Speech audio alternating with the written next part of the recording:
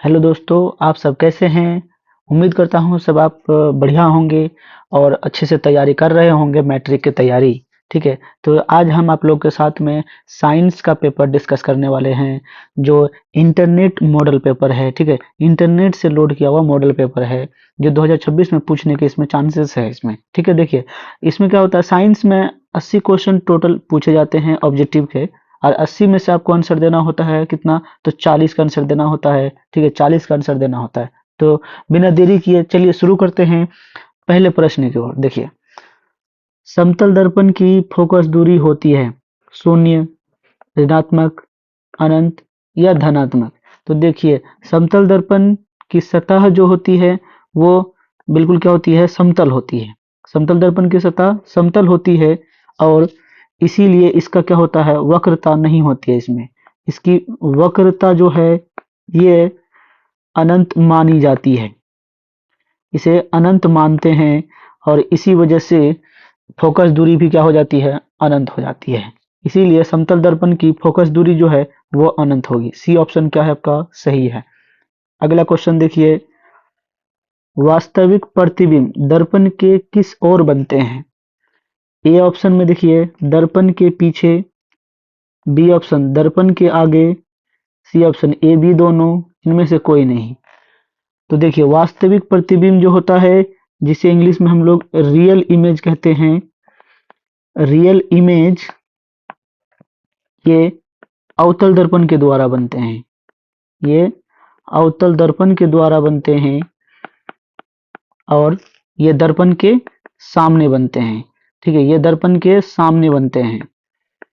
तो इसीलिए ऑप्शन क्या हो जाएगा आपका, बी ऑप्शन सही है, दर्पण के आगे बनता है। ठीक है, जिधर वस्तु रहता है उधर उसका प्रतिबिंब बनता है, वास्तविक प्रतिबिंब। और वास्तविक प्रतिबिंब जो बनते हैं ना, ये क्या होता है, उल्टा होता है। इसका वास्तविक प्रतिबिंब हमेशा उल्टा होता है, दर्पण के आगे बनता है। ठीक है, अगला क्वेश्चन देखिए। अगला क्वेश्चन है, यदि आपतन कोण 30 डिग्री हो तो परावर्तित किरण एवं आपतित किरण के बीच कौन होगा? तो देखिए, इसमें आपको पूछा गया है परावर्तित किरण और आपतित किरण दोनों के बीच कितना कोण होगा। तो देखिए, जैसे ये सतह है कोई, इसमें आपतित किरण आ रही है और परावर्तित होके वापस लौट जा रही है, तो इन दोनों के बीच में होता है अभिलंब। तो अभिलंब और ये वाला आपको कोण जो है दिया हुआ है जो 30 डिग्री है, इसको आई से हम लोग डिनोट करते हैं। और दूसरा वाला कितना होगा, तो देखिए 30 डिग्री अगर ये वाला है आपतन कोण है, तो परावर्तन कोण भी क्या होगा, 30 डिग्री का ही होगा, 30 डिग्री का ही होगा। इसे हम लोग आर से डिनोट करते हैं। तो आपतन आपतित किरण और परावर्तित किरण इन दोनों के बीच टोटल कोण कितना होगा, तो देखिए 30 और 30 मिला के 60 हो जाएंगे। इसीलिए देखिए ऑप्शन नंबर क्या हो जाएगा आपका, डी ऑप्शन में देखिए 60 डिग्री है, इसीलिए डी ऑप्शन आपका सही है। ठीक है, चलिए अगला क्वेश्चन देखते हैं। दर्पण है और इस दर्पण में कोई प्रकाश जो है, प्रकाश की किरण आ रही है और फिर वापस लौट के जा रही है। ठीक है, ये प्रकाश जो है आ रही है और वापस लौट के जा रही है, यानी आपतित प्रकाश और परावर्तित प्रकाश। तो इन दोनों में जब प्रकाश आ रही है तो उसकी चाल क्या है, सी है। तो जब वो परावर्तित होकर लौट के जाएगी तो उसकी चाल क्या होगी, आपको ये बताना है। तो देखिए, इसमें कोई माध्यम जो है चेंज नहीं हो रहा है और इसीलिए माध्यम सेम है, दोनों में माध्यम क्या है, सेम है। इसीलिए इसका स्पीड भी क्या रहेगा, सेम रहेगा। ठीक है, इसीलिए परावर्तित प्रकाश का भी चाल क्या होगा, सी रहेगा। तो देखिए ऑप्शन नंबर डी में क्या है, सी है, इसीलिए ऑप्शन नंबर डी आपका सही है। ए नहीं होगा, बी नहीं होगा, सी भी नहीं होगा, सी ऑप्शन ही क्या है आपका सही है। ठीक है, अगला क्वेश्चन देखिए अब, गोलीय दर्पण में कार्तीय चिन्ह परिपाटी के अनुसार मूल बिंदु लिया जाता है। तो गोलीय दर्पण जो होता है उस दर्पण में हम लोग मूल बिंदु किसको लेते हैं, ए नंबर फोकस को लेते हैं या फिर बी नंबर वक्रता को लेते हैं या फिर हम लोग ध्रुव पर लेते हैं। तो देखिए सी ऑप्शन आपका क्या है, राइट है। सी ऑप्शन आपका राइट है, ए ऑप्शन गलत है, बी ऑप्शन भी गलत है। ठीक है, ध्रुव पर लेते हैं हम लोग क्या, मूल बिंदु लेते हैं। मूल बिंदु यहाँ पे क्या होता है, तो शून्य शून्य होता है और हम लोग मूल बिंदु ध्रुव पर लेते हैं। ठीक है, चलिए अगला क्वेश्चन देखिए। अगला क्वेश्चन है, जब प्रकाश सघन से विरल माध्यम में जाता है तो उसकी गति, देखो उसकी गति क्या होती है। जब प्रकाश जो है एक सघन माध्यम से विरल माध्यम में जाती है, ठीक है, सघन माध्यम से विरल माध्यम में जाएगी तो क्या होगी। तो देख लीजिए, चलिए देखते हैं इसको। यह देखिए, एक साइड में मान लीजिए ये माध्यम सघन है, ठीक है, ये माध्यम क्या है, सघन है, और दूसरा वाला ये माध्यम विरल है, ठीक है। तो जब प्रकाश की किरण आएगी, जैसे सघन माध्यम में आ रहे हैं, ठीक है, तो सघन माध्यम में ये अभिलंब है और प्रकाश आ रही है, तो प्रकाश जो है वापस जब लौटेगी वो, तो ये अभिलंब से दूर भागेगी। क्या होगा, ये अभिलंब से दूर भागती है। और इसकी गति जो है, अगर हम गति कहेंगे तो देखिए, सघन माध्यम में डेंसिटी ज्यादा है और विरल माध्यम में डेंसिटी क्या है, कम है। तो ये क्या होगा, पर इस प्रकाश की चाल जो है गति इंक्रीज करेगा, बढ़ेगा यहाँ पे, ठीक है, गति इसकी क्या हो जाएगी, बढ़ जाएगी। तो ऑप्शन नंबर देखिए, पहला ए ऑप्शन बढ़ती है, बी ऑप्शन घटती है, सी ऑप्शन समान रहती है, डी ऑप्शन इनमें से कोई नहीं। तो देखिए ऑप्शन आपका सही कौन सा हो जाएगा, ए ऑप्शन आपका राइट हो जाएगा कि सघन माध्यम से विरल माध्यम में जब प्रकाश प्रवेश करते हैं तो उसकी गति में क्या होती है, गति बढ़ जाती है, प्रकाश की गति बढ़ जाती है, ठीक है, इसीलिए ये ऑप्शन आपका सही है। चलिए अगला क्वेश्चन देखिए, अपवर्तन के कारण कौन सी राशि बदलती है। तो देखिए, अपवर्तन के कारण कौन सी राशि बदलती है, आवृत्ति यानी फ्रीक्वेंसी, दूसरा है तरंग दैर्घ्य यानी वेवलेंथ, तीसरा है रंग, और डी ऑप्शन में है ए और बी दोनों। कौन सा ऑप्शन सही होगा। तो देखिए, अपवर्तन के कारण जो है वो तरंग दैर्घ्य बदलता है, बी ऑप्शन आपका सही होगा, ठीक है। तरंग दैर्घ्य और इसके अलावा एक होता है गति, अपवर्तन के कारण जो है गति और तरंग दैर्घ्य ये दोनों बदलता है, ठीक है। फ्रीक्वेंसी बदलता नहीं है, फ्रीक्वेंसी नहीं बदलेगा। देखिए फ्रीक्वेंसी जो है ये स्रोत पर निर्भर करता है, ये क्या होता है, ये स्रोत पर निर्भर करता है। चलिए अगला क्वेश्चन देखते हैं। अगला क्वेश्चन है, 50 सेंटीमीटर फोकस दूरी वाले लेंस की शक्ति है। देखिए 50 सेंटीमीटर फोकस दूरी वाले लेंस की शक्ति क्या होगी, 0.5D, 2D या फिर 1D या 5D। तो देखिए इसको सॉल्व करते हैं। 50 सेंटीमीटर ये क्या है, फोकस दूरी है, तो सेंटीमीटर को हम लोग मीटर में कन्वर्ट कर देंगे पहले, तो 0.5 मीटर हो जाएगा, ठीक है। ये क्या है, F बराबर है 0.5 मीटर, ठीक। और शक्ति क्या होती है, तो देखिए शक्ति P बराबर 1/F होता है, ठीक है, P बराबर 1/F होता है, यानी शक्ति बराबर 1/F होता है। तो यहाँ पे P का मान हम लोग निकालेंगे, P का मान जो है 1/F का मान क्या है, 0.5 है। अब ये 0.5 को अगर हम काटेंगे इसमें तो क्या आ जाएगा, 2 आ जाएगा, ठीक है। ये 2D लिखेंगे यहाँ पे, डायरेक्टर से इसको क्या किया जाता है, डिनोट किया जाता है, इसीलिए ऑप्शन नंबर आपका क्या हो जाएगा, बी ऑप्शन आपका क्या है, राइट है, बी ऑप्शन आपका सही है, ठीक है। अगला क्वेश्चन देखिए, तेल ये कागज होता है। देखिए तेल लगा हुआ कागज जो होता है वो कैसा होता है, पारदर्शक, अपारदर्शक या पारभाषक या इनमें से कोई नहीं। तो देखिए तेल लगा हुआ कागज जो है वो अपने से होकर के कुछ ही प्रकाश के किरण को आर पार होने देता है, ठीक है, इसीलिए वो क्या होगा, पारभाषक होगा, ठीक है, ये पारभाषक होगा, सी ऑप्शन आपका क्या है, सही है, ठीक है। अगला क्वेश्चन देखिए, प्रकाश की चाल न्यूनतम होती है। देखिए प्रकाश की चाल न्यूनतम होती है जल में, निर्वात में, कांच में, वायु में। तो देखिए प्रकाश की चाल जो है वो सबसे पहले देख लेते हैं हम लोग जल में क्या होती है। तो प्रकाश की चाल जल में होती है 2.25 इंटू 10⁸ मीटर पर सेकेंड होता है जल में। और निर्वात की बात करते हैं तो देखिए निर्वात में होता है, आपको पता होगा, 3 इंटू 10⁸ मीटर पर सेकेंड होता है। और कांच में होता है 2 इंटू 10⁸ मीटर पर सेकेंड। और वायु में होता है 2.99 इंटू 10⁸ मीटर पर सेकेंड। तो देखिए सबसे कम कौन है, तो सबसे कम जो है कांच में है, इसीलिए सी ऑप्शन आपका क्या हो जाएगा, सही हो जाएगा, ठीक है। चलिए क्वेश्चन नंबर 11 देखते हैं। निम्नलिखित में से किस भाग पर मानव नेत्र में किसी वस्तु का प्रतिबिंब बनता है, कॉर्निया पर बनता है या फिर परितारिका में बनता है या पुतली में बनता है या दृष्टि पटल में बनता है। देखिए आपको पता होना चाहिए क्या कि मानव नेत्र में किसी वस्तु का प्रतिबिंब जो है, किसी वस्तु का प्रतिबिंब जो है ये दृष्टिपटल पर बनता है यानी रेटिना पर बनता है। डी ऑप्शन आपका क्या है, सही है। ठीक है, अगला क्वेश्चन देखिए। अगला क्वेश्चन है नेत्र का पारदर्शी अग्रभाग कहलाता है। ठीक है, नेत्र का पारदर्शी यानी कि जो जिससे प्रकाश की किरण जो है आर पार हो सकती है, ऐसी भाग क्या कहलाती है? आइरिस कहलाता है या कॉर्निया या लेंस या रेटिना? तो देखिए ये पारदर्शी भाग जो है ये आइरिस कहलाएगा। ये ऑप्शन आपका क्या है, सही है। ठीक है, अगला क्वेश्चन देखिए। अब बाइफोकल लेंस द्वारा कौन सा दोष दूर किया जाता है? देखिए बाइफोकल लेंस जो होता है इससे किस रोग को हम दूर करते हैं? ठीक है, निकट दृष्टि दोष। देखिए निकट दृष्टि दोष जिसमें क्या होता है कि दूर की वस्तु दिखाई साफ साफ नहीं देती है, और दूर दृष्टि दोष जिसमें निकट की वस्तु साफ साफ दिखाई नहीं देती है।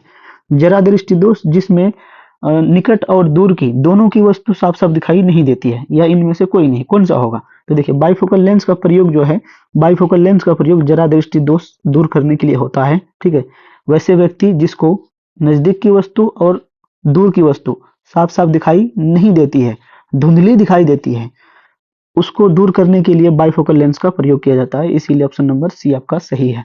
ठीक है, चलिए अगला प्रश्न देखते हैं। रोड्स कोशिकाएं किसके प्रति संवेदनशील होते हैं? तो रोड कोशिकाएं जो है यानी रोड सेल, ये रोड सेल जो है ये पाए जाते हैं आंख में। ठीक है, ये पाए जाते हैं आंख में पाए जाते हैं। और ये किसके लिए संवेदनशील होते हैं? तो देखिए ये धुंधली रोशनी के लिए क्या होता है, संवेदनशील होते हैं। ये धुंधली रोशनी के लिए संवेदनशील होते हैं। ठीक है, पहला ऑप्शन है रंग, दूसरा है तेज रोशनी, सी ऑप्शन है धुंधली रोशनी, डी ऑप्शन में से कोई नहीं। तो डी सी ऑप्शन आपका क्या हो जाएगा, सही हो जाएगा। ठीक है, अच्छा बी ऑप्शन में आपको पूछा गया है तेज रोशनी। ठीक है, तेज रोशनी की बात करें अगर हम, तेज रोशनी के लिए संवेदनशील कौन होता है? तो देखिए इसके लिए होता है कोन सेल। कोन सेल होता है जो ये भी आंख में पाए जाते हैं। ठीक है, कोन सेल तेज रोशनी के लिए संवेदनशील होते हैं। ठीक है, अगला क्वेश्चन देखिए। अगला क्वेश्चन है ब्लाइंड स्पॉट में नहीं होता है। देखिए ब्लाइंड स्पॉट में नहीं होता है। अगर कोई व्यक्ति जो है वो क्या है, ब्लाइंड स्पॉट है, तो उसमें नहीं पाया जाएगा। क्या नहीं होगा? देखिए कॉर्निया, रोड्स एंड कॉन्स, और या फिर सी पुतली या लेंस। तो देखिए जो ब्लाइंड स्पॉट होते हैं ना, उसमें रोड्स या कॉन्स सेल जो है ये नहीं पाए जाते हैं, इसीलिए बी ऑप्शन को क्या हो जाएगा, सही हो जाएगा। ठीक है, अगला क्वेश्चन देखिए। प्रश्न देखते हैं क्वेश्चन नंबर 16। विद्युत फ्यूज विद्युत धारा के किस प्रभाव पर कार्य करता है? चुंबकीय में या फिर उष्मीय या रासायनिक, इनमें से कोई नहीं। तो देखिए विद्युत फ्यूज जो है विद्युत धारा के उष्मीय प्रभाव पर कार्य करता है। ठीक है, ये उष्मीय प्रभाव पर कार्य करता है। ठीक है, अगला क्वेश्चन देखिए। अब अगला क्वेश्चन है किस उपकरण में धन यानी कि पॉजिटिव और नेगेटिव का चिन्ह नहीं होता है? देखिए किस उपकरण में पॉजिटिव और नेगेटिव का चिन्ह जो है ये नहीं होता है? ये मीटर में, वोल्टमीटर में, कुंडली में, या विद्युत सेल में? तो देखिए ये मीटर में तो होता है, वोल्टमीटर में भी होता है। ठीक है, ये मीटर में भी होता है, वोल्टमीटर में भी होता है, और विद्युत सेल में भी आपको पता होना, बैटरी में क्या होता है प्लस माइनस उसमें चिन्ह होता है। लेकिन कुंडली जो है यानी कि जिसको हम लोग क्या बोले इंग्लिश में कॉइल कहते हैं, इसको कॉइल कहते हैं, इसमें क्या होता है, प्लस माइनस नहीं होता है। ठीक है, इसीलिए ऑप्शन नंबर आपका क्या है, सी ऑप्शन आपका सही है। ठीक है, अगला क्वेश्चन देखिए। चलिए अगला क्वेश्चन देखते हैं। निम्नलिखित में कौन सा मात्रक वाट के बराबर होता है? तो पहला ऑप्शन जूल पर सेकंड। चलिए ये ऑप्शन ही आपका क्या है, सही है। ये ऑप्शन आपका सही दिया है। बी ऑप्शन गलत है, सी ऑप्शन भी गलत है, डी ऑप्शन भी गलत है। ये ऑप्शन आपका क्या है, सही है। चलिए अगला क्वेश्चन देखते हैं। अगला क्वेश्चन है विद्युत हीटर के तार की कुंडली बनी होती है। विद्युत हीटर की तार जो है, विद्युत हीटर जो भी होता है ना, उसका कुंडली जो है वो बना होता है। किसका बना होता है?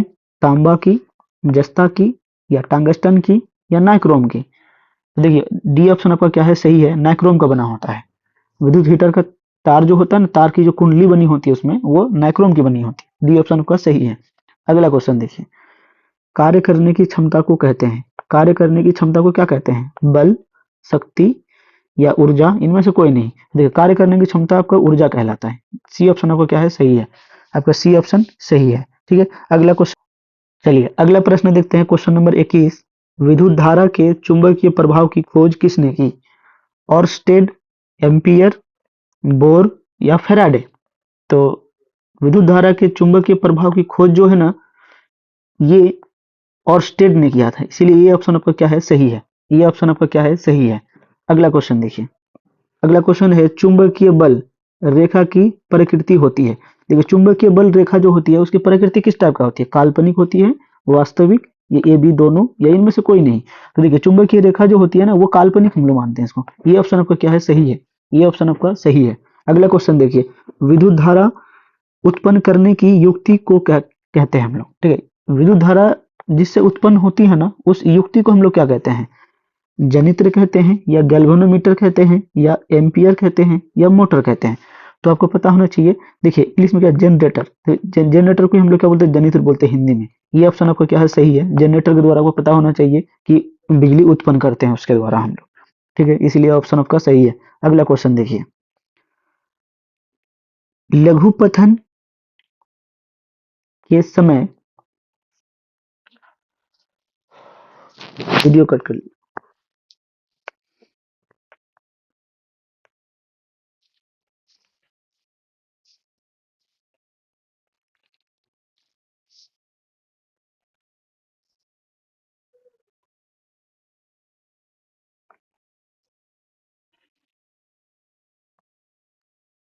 चलिए अगला प्रश्न देखते हैं। क्वेश्चन नंबर 24, लघुपथन के समय परिपथ का प्रतिरोध होता है। देखिए लघुपथन मतलब शॉर्ट सर्किट। शॉर्ट सर्किट के समय जो है परिपथ का प्रतिरोध, रेसिस्टेंट जो है वो रेसिस्टेंस कैसा होता है? परिवर्तित नहीं होता है, बहुत कम हो जाता है, बहुत अधिक बढ़ जाता है, या इनमें से कोई नहीं? तो देखिए इसका सही ऑप्शन क्या हो जाएगा, बी ऑप्शन हो जाएगा, बहुत कम हो जाता है। ठीक है, जब शॉर्ट सर्किट हो जाता है तो परिपथ का जो प्रतिरोध है वो बहुत कम हो जाता है। ठीक है, बहुत कम हो जाता है, इसलिए ऑप्शन नंबर बी आपका सही है। अगला क्वेश्चन देखिए, क्वेश्चन नंबर 25, नाभिकीय ऊर्जा प्राप्त करने हेतु आवश्यक तत्व है। ठीक है, नाभिकीय ऊर्जा जो होता है इसको प्राप्त करने के लिए क्या चीज की जरूरी होती है? हीलियम, एल्यूमिनियम, यूरेनियम, या क्रोमियम? तो देखिए नाभिकीय ऊर्जा जो है यूरेनियम से प्राप्त होता है। यूरेनियम की आवश्यकता क्या है। ठीक है, यूरेनियम क्या है, जरूरी है। सी ऑप्शन आपका सही है। अगला क्वेश्चन देखिए, अब क्वेश्चन नंबर 26, प्रकृति में पृथ्वी पर ऊर्जा का मुख्य स्रोत, कोयला, सूर्य, पानी, लकड़ी? तो देखिए ऊर्जा का स्रोत जो है ना पूरे पृथ्वी पर एकमात्र स्रोत कौन है, वो सूर्य है। बी ऑप्शन आपको क्या है, सही होगा। अगला क्वेश्चन देखिए, निम्न में किसका अर्थ जल होता है? किसका मतलब क्या होता है, जल होता है। ठीक है, पेट्रो, टर्बो, या फिर नाइट्रो, या हाइड्रो? तो हाइड्रो का मतलब क्या होता है आपका, जल होता है। डी ऑप्शन आपका सही हो जाएगा, हाइड्रो का मतलब जल होता है। ठीक है, क्वेश्चन नंबर 28, निम्नलिखित में कौन सा युग्म एकल विस्थापन अभिक्रिया प्रदर्शित करते हैं, यानी कि सिंगल डिस्प्लेसमेंट रिएक्शन प्रदर्शित करते हैं? देखिए पहला ऑप्शन में क्या है, सोडियम क्लोराइड, विलयन एवं कॉपर धातु। बी ऑप्शन में है मैग्नीशियम क्लोराइड, विलयन एवं कॉपर धातु। सी ऑप्शन में है आयरन सल्फेट, विलयन एवं सिल्वर धातु। डी ऑप्शन में है सिल्वर नाइट्रेट, विलयन एवं कॉपर धातु। तो देखिए यह क्वेश्चन आपको कैसे बनेगा, तो इसके लिए आपको पता होना चाहिए, इसके लिए आपको ना रिएक्टिविटी सीरीज याद रखना पड़ेगा। ठीक है, इसके लिए आपको रिएक्टिविटी सीरीज याद रखना पड़ेगा, जिसमें क्या होता है, सबसे पहला क्रियाशील धातु जो है वो होता है potassium, sodium, calcium, magnesium, aluminium, zinc, iron, lead, hydrogen, और इसके अलावा होता है कॉपर, मरकरी, इसके अलावा होता है सिल्वर, इसके अलावा होते हैं गोल्ड।